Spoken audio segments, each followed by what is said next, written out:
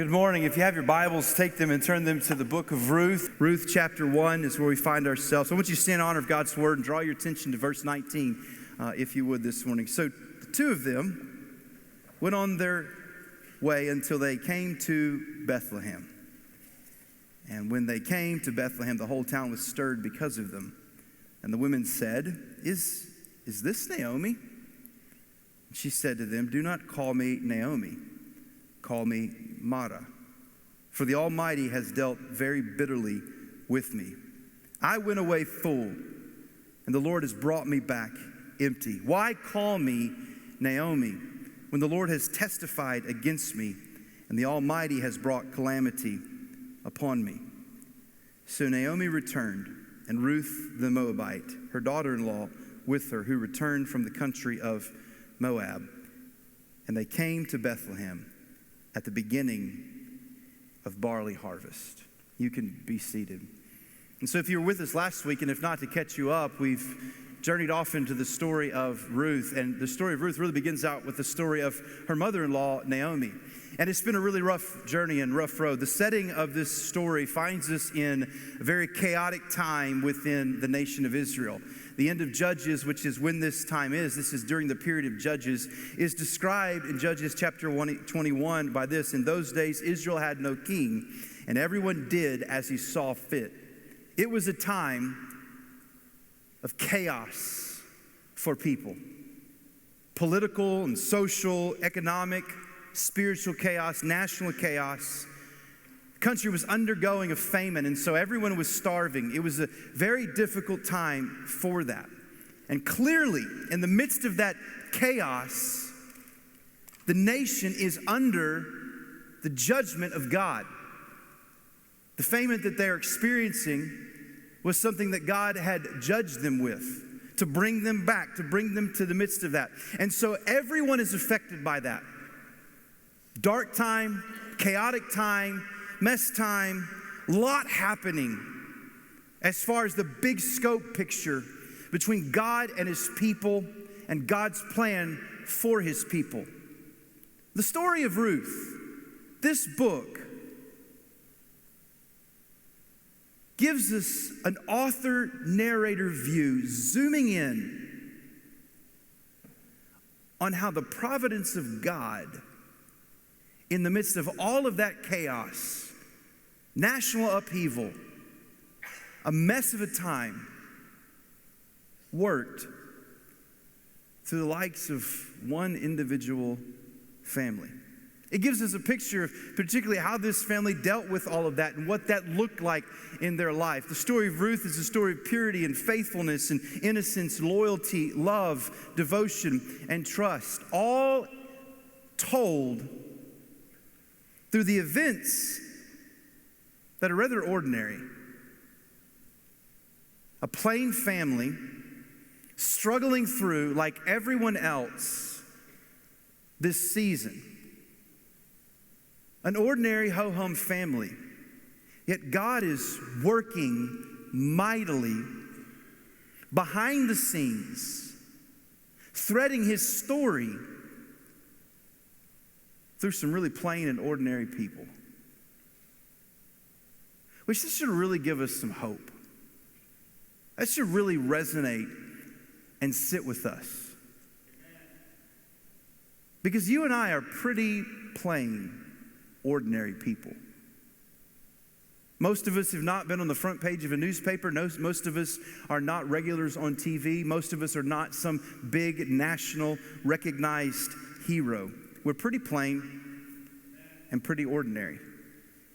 The wonderful hope found in the story of Ruth is that God was attentive and involved and oversaw the circumstances and lives of women like Naomi and Ruth, just like he does with us. Our God is a very personal and very specific God. He knows your name. He knows every hair that you have. For some of you, that's really easy. He knows every nerve He knit your DNA together. While you are plain and while you are ordinary and while there are 7 billion of us in this world, you are also really unique. And from God's perspective, He personally and specifically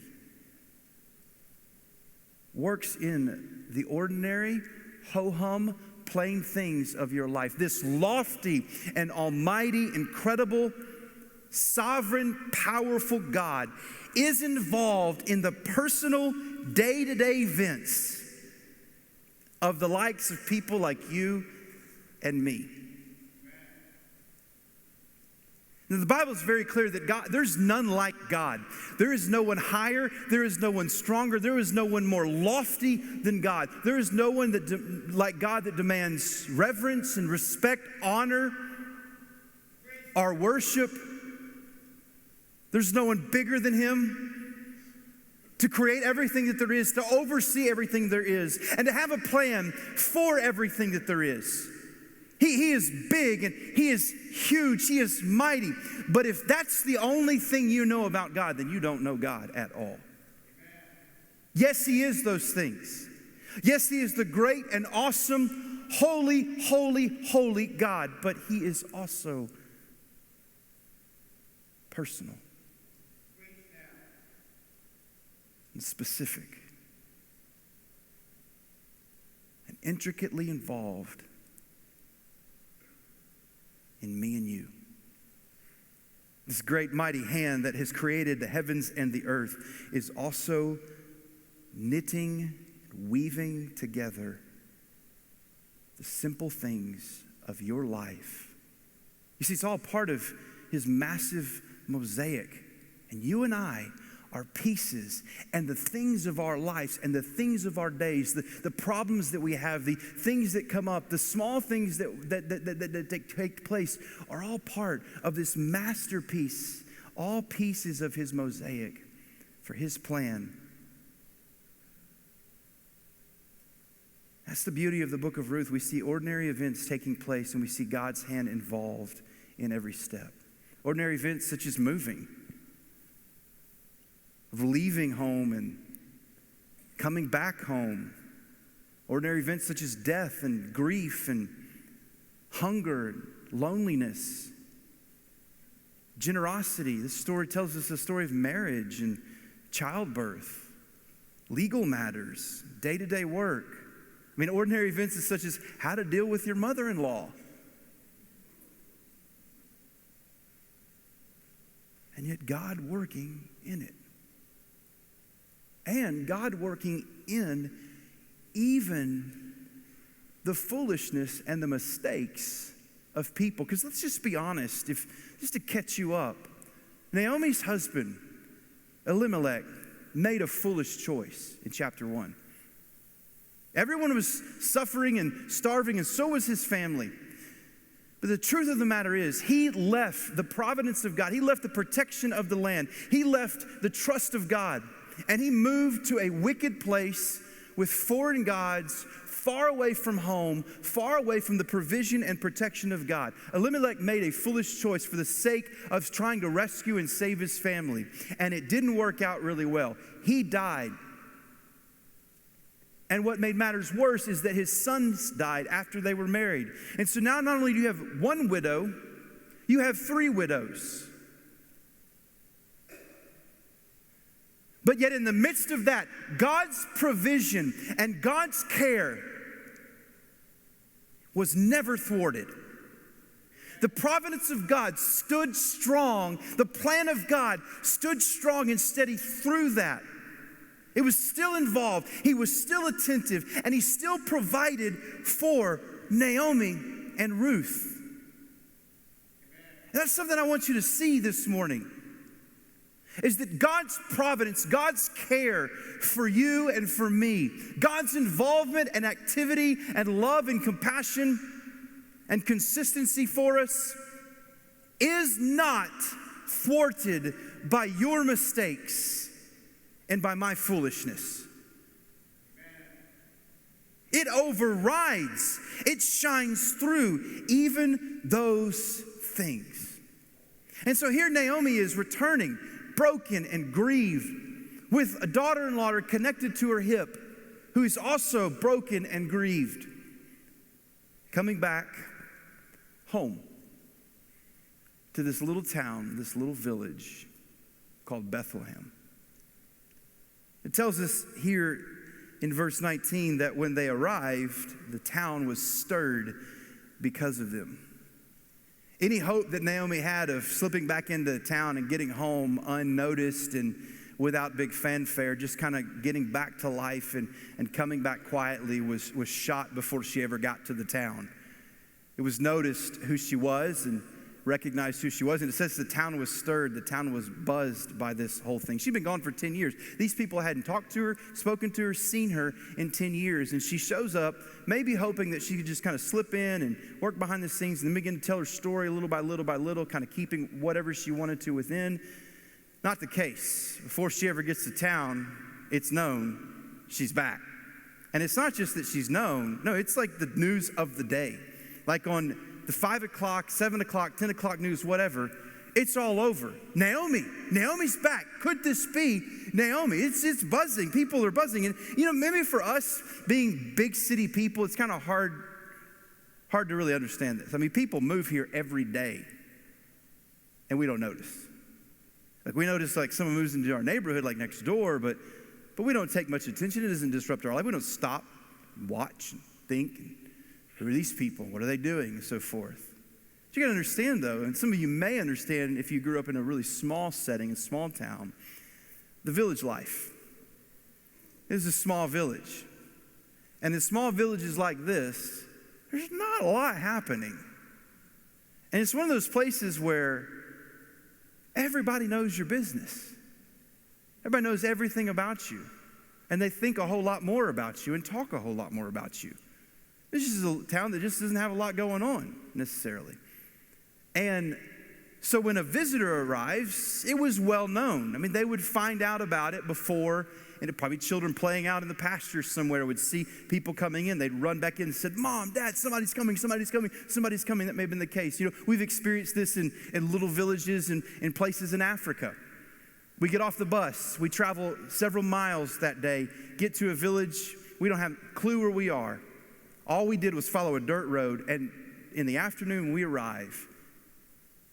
They have everything put together, planning for our visit. They know we're there. They're aware of it. They've made arrangements to have a meeting with the chief. They've rolled out the red carpet. They've got mats and chairs, and they're just waiting for these visitors who were 5 miles away or 3 miles away that morning in a bus who might make their way to this village. And so the village is like that in Naomi's case. I mean, she was hoping to slip under the scenes maybe, but that's not the case. It was buzzed for who she was. And the question was, can this be Naomi? Is that Naomi? She's not even got to town, and people are beginning to ask these questions. And it says the women in particular are asking these questions. Is this Naomi? I don't know. Why do you say that? Well, I mean, it kind of looks like Naomi. How long has it been? Like 10 years or so. It was back when so-and-so was born, or when we were in that really bad famine. Remember, they got up and left. Her husband, well, where's her husband? She left with a husband and 2 boys. Why? She's just her. I don't know if that's Naomi. She looks a little thin to be Naomi. No. I think she's put on some weight. What do you know, people in the Bible talk like that? I mean, seriously, they're talking about trying to figure this out. No, her hair wasn't that gray when she left. She's got more wrinkles. Man, time has been good to her. Time hasn't been so good to her. Where are the boys? Where's Elimelech? And who's that woman with her? Are you sure this is Naomi? I think it is. Naomi, as she approaches the town, becomes aware that she's the topic. She's the gossip topic. She's what everybody is whispering about and talking about. Everyone's looking at her as she comes in, and she hears someone say, "Can this be Naomi?" And she interrupts and she says, "Don't call me Naomi. Call me Mara." It's almost as she comes in, she says, "I know you're talking about me. I know everybody's watching. I know everybody's wondering. Let me just say this. Let me just clear this up. I am not the same. 10 years, I left. 10 years, I'm back. And I'm not the same person." The name Naomi means pleasant, and likely she was a person that had a sweet spirit, a sweet disposition, a positive person, a pleasant person to be around, someone that you would want to be around. But Naomi says and thinks to this point, that name, pleasant, doesn't describe me at all. Call me Mara, I'm bitter. If someone were to call out the name and say pleasant, I wouldn't respond. I wouldn't think they were talking to me. But if someone were to say, "Is anybody here bitter?" I would raise my hand. That would be me. Because these past 10 years, something's happened.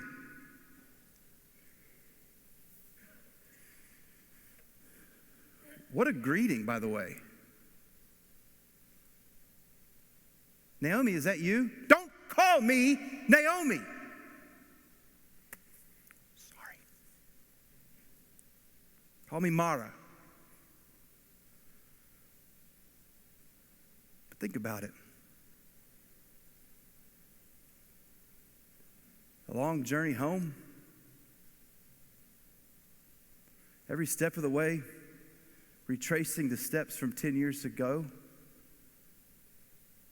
Thinking about that early journey and who and what she had. The last time she traveled this road, she had 2 boys and a husband who loved her. The hope that they had for a future.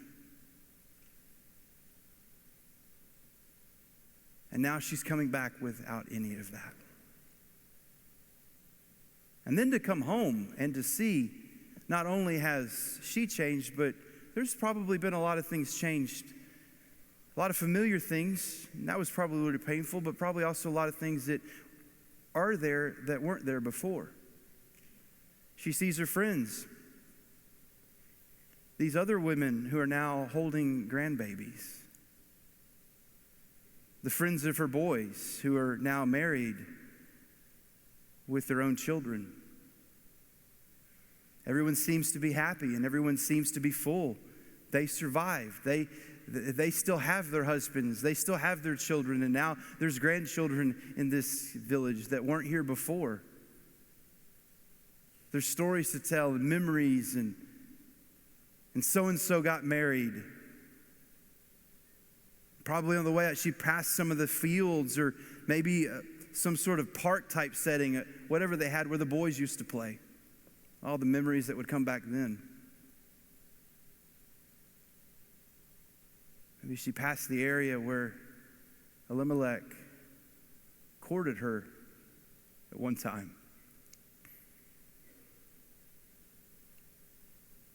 And 10 years had been hard. And Naomi likely has the wrinkles. They're formed because of the grief and the pain in her heart.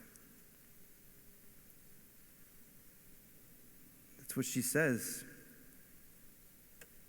Verse 21, I went away full. I went away with a husband and with boys, with hope for a future. I went away full. I had everything that you had. I was in the same situation you were in. But the Lord has brought me back empty. It's all gone. My husband, my children, my future. Look at me now. Don't call me pleasant. I am bitter. I am angry.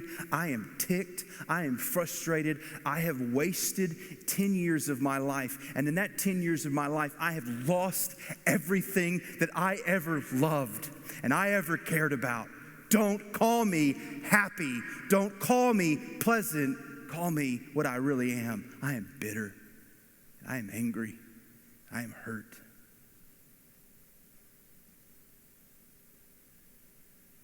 Before you start going into pointing the finger at Naomi, I don't know what the response of some of the village people would have been.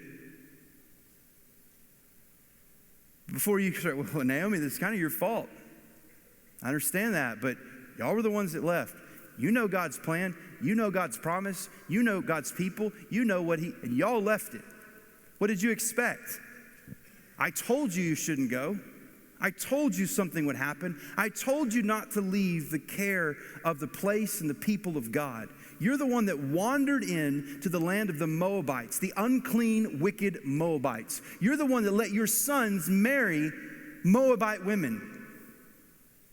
You should have expected this, Naomi. Now, there may be some truth to that. But before we start ripping into Naomi and her bitter heart, at least she was honest. Amen. She was ticked. She was angry. She was hurt. And she wasn't hiding it like we do so well. Oh, I'm fine. It's good to be home. You look great. It's been a good 10 years. Super excited to be back. Missed you. Just couldn't stay away. Glad to be back. How you doing? Best day ever. Let me just tell you something, friends. The truth of the matter in life is that the glass sometimes is half full or worse. And at least she didn't pretend as if everything was wonderful. Nor did she chalk it up as, well, as things would turn out, as luck would have it. Yeah, I lost everything. We didn't believe it. Things happened. She was honest. And in her honesty, in her bitter, painful, tearful honesty, there does lie a faith.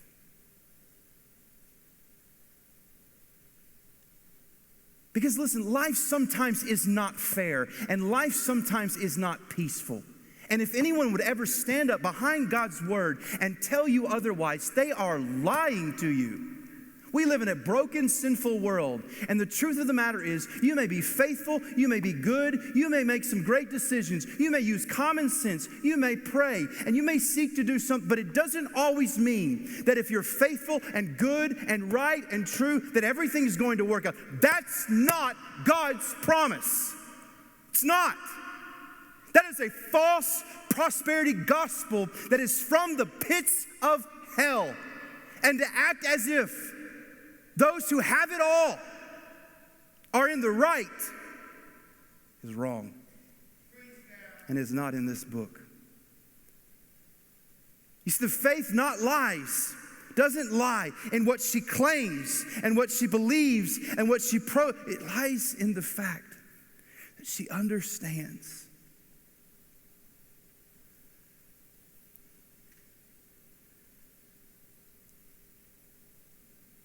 that in all the bad and all the difficult and all the hard, God is still in control. Amen. He was in control, He is in control, and He will be in control. And she communicates that faith in some declarations she makes, in some accusations she says. In verse 20, she says, don't call me Naomi, call me Mara, for the Almighty has dealt very bitterly with me. Now, what she doesn't say is the Almighty did this.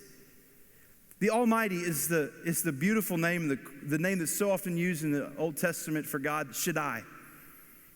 And the name Shaddai gives a picture and is painted for us that God at His best when we're at our worst. That the hand that I've been dealt, what happened to me was very bitter. What God has put before me, the Almighty God, the high and lifted God, what He's done for me is not pleasant and is not what I wanted and not what I asked. I went away full, but Yahweh, verse 21, but Yahweh emptied me. But the Lord has emptied me. He brought me back this way. Verse 21, the end of that. Why call me Naomi, when the Lord has testified against me? A hint of admission that she was wrong. In verse 21,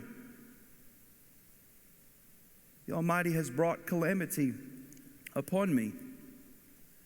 Though her complaint is bitter, her complaint is honest.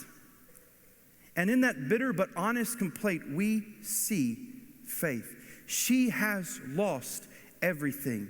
And in losing everything, she has relinquished and lost all control. She couldn't stop anything of what it was happening to her. She couldn't slow it down. She couldn't back it up. She couldn't reverse it. No matter what she tried, no matter how closely she hung on to, she lost it is. And here she is back in Bethlehem, the house of bread, with the people of God, in the nation of God, in the city that she was grown up in, that she left. She's back, having given up, come back.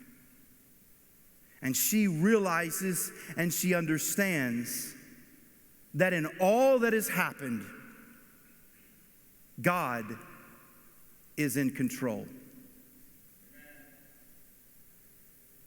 Admitting none of these things would have happened were He not in control.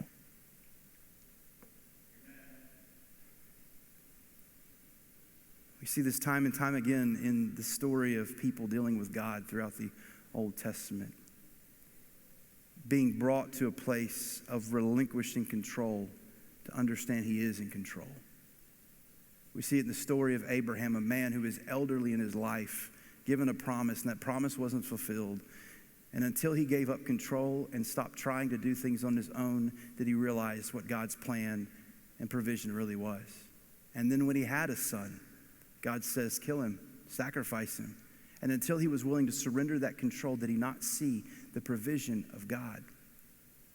We see it in the story of his descendants, the Israelites, who were thrown into Egypt, and God rescued them out of Egypt, and it's great, it's awesome. They're on this trek out of Egypt. God set them free, but then they come up to the Red Sea, and they don't have control anymore. They can't cross this Red Sea. The Egyptian army's breathing down their necks, and it's until they get to that place where they realize we are not in control, but He is, that they see hope. We see the story of the disciples who were in a boat, and storms came. And they were out of control. It's in those moments that they realize He is in control. You and I need to understand this. Is that with God, there is always hope. Hope is not a feeling. Hope is a reality when you trust in the Lord. But until you confess and admit that God is in control in all things, and that you are in His hands, and that all things are in His hands, and until you get to the place and point where you realize and understand that where you are and what you're facing and what you're dealing with is because He has allowed it to be. That He has put this before you. He has allowed these circumstances to swell up around you, and yet He is in control of those circumstances. Until you realize that He is in control, you cannot see hope. You cannot see hope until you first see His control. Because if you don't recognize His control, you're not being realistic. That it's just chance, or it's just happenstance, or it's just simply a result of my mistakes. If you can't see his control, then your theology is weak and you're in danger of continuing to ignore the one you ignored in the first place.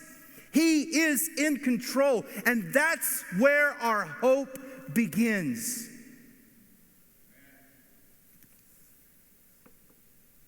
The hope for your marriage begins in seeing he is in control and his way is better than your way. The hope for your freedom from addiction is understanding he is the higher power. Step one, and not just that there is a higher power, but the higher power that is Almighty God, the one true God, is in control.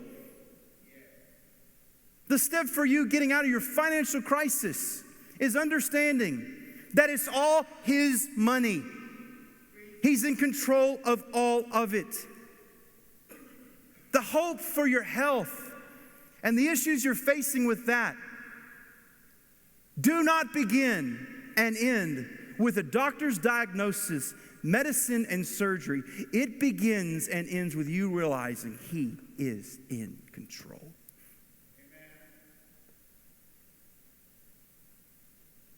And though bitter, and though angry, and though hurt, in honesty, we see that Naomi has held true to her faith that God is in control.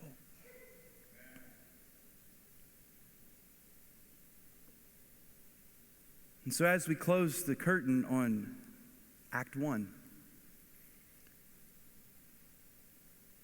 the narrator, just before the curtains fall, gives us a hint, a taste of that hope. That there's something more. He says this at the very, very end. And they came to Bethlehem at the beginning of barley harvest. When they left Bethlehem 10 years ago, there was no harvest. And now they're back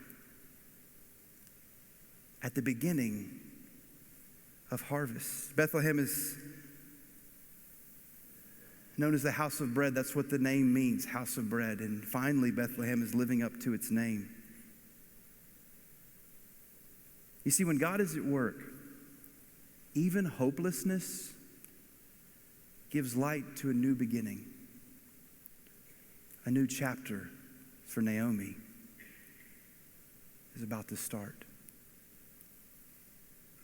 Something's about to happen. Naomi can't see it, and she doesn't realize it, but she's relinquished control. And what we get to see from our perspective is that there is a God above all of this that has a plan for Naomi because it's the beginning of harvest. There is a new chapter and a continued story. Naomi doesn't see the things in her life that God's put there that should bring her immense hope. She doesn't see the opportunity that's in front of her. She's home. She hadn't been in this place for 10 years around people that loved her, people that cared for her, people that could walk with her, people that would show compassion for her, people that would be her friend, people that would remind her of the truths of who God was and listen to her pain and listen to her grief and offer balm and healing for it. She doesn't recognize the fact that she has a daughter-in-law with her.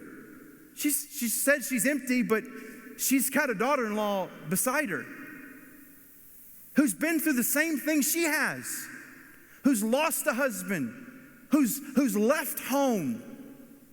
And she's attached herself with loyalty and commitment and love to care for Naomi, but also not just to care for, to walk spiritually with Naomi and towards her God. And you know, it's interesting of this character, Ruth, that we haven't even talked about. It's kind of, if you only read chapter 1, you say, why is this book called Ruth? It should be called Naomi and the bitter woman. In all we've seen of Ruth so far, she's faced the same things. She's left home. She's lost a husband. And yet there's not even a hint of negative or bitter attitude mentioned with her. What we see is a meek and faithful woman who is now a follower of God. And she has Jehovah Shaddai, the provider. She's returned to his land, to his people, to his promise. This land was known as the land of milk and honey. And here she is in the midst of all of that, where God promises to provide for his people. And the harvest is ready. He is about to do it. It's time for a new beginning and a fresh crop. It reminds me, this is an illustration of something that was said thousands of years later by a follower of Christ. In Romans chapter 8, verse 28, we know that in all things God works for the good of those who love him, who have been called according to his purpose. And it's the same for you. If you have allowed God to be in control of your life, and if you have surrendered control of your life to him, then trust him that he's in control. And that he has a purpose and he has a plan for you.